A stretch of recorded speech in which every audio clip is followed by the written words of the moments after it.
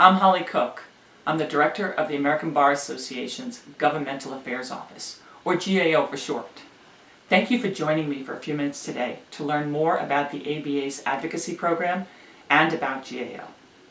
As a national association, the ABA is uniquely positioned to get the voice of the association, individual members, and our legal profession collectively heard in federal agencies and on Capitol Hill. Today I'm going to be talking to you about four things. One, who the GAO is, what we do, how we do it, and how you can get involved to support this. Who we are. GAO is the team that connects members of the association and the association with policymakers on Capitol Hill and in federal agencies. We serve as the eyes and ears of the association on the Hill and in those agencies. We look for opportunities where members of Congress are interested from hearing on issues on which we have policy. And we look for opportunities to speak so that we can have the most impact. The governmental affairs team has three primary portions. It has a lobbying team, which is a policy team.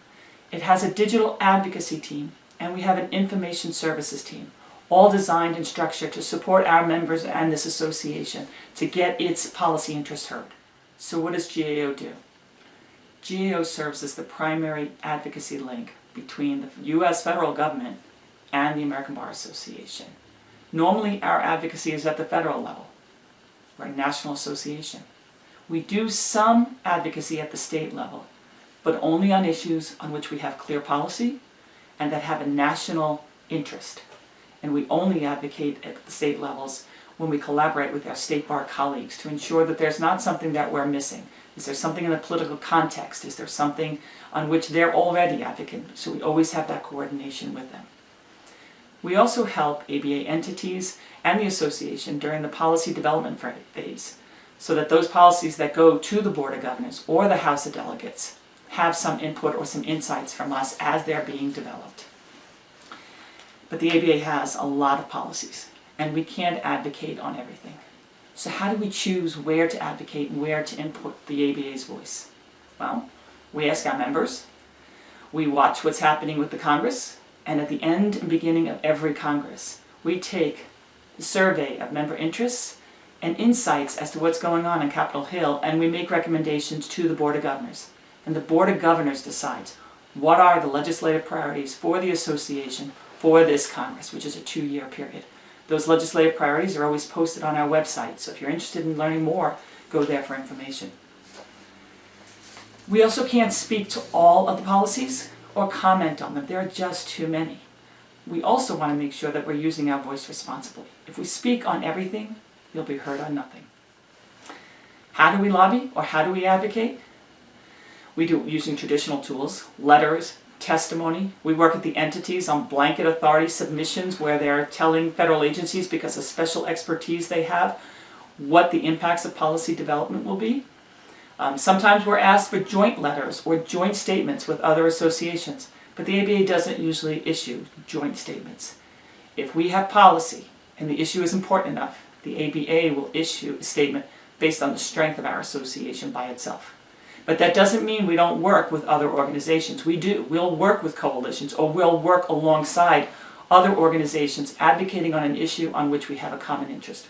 Student debt, for example.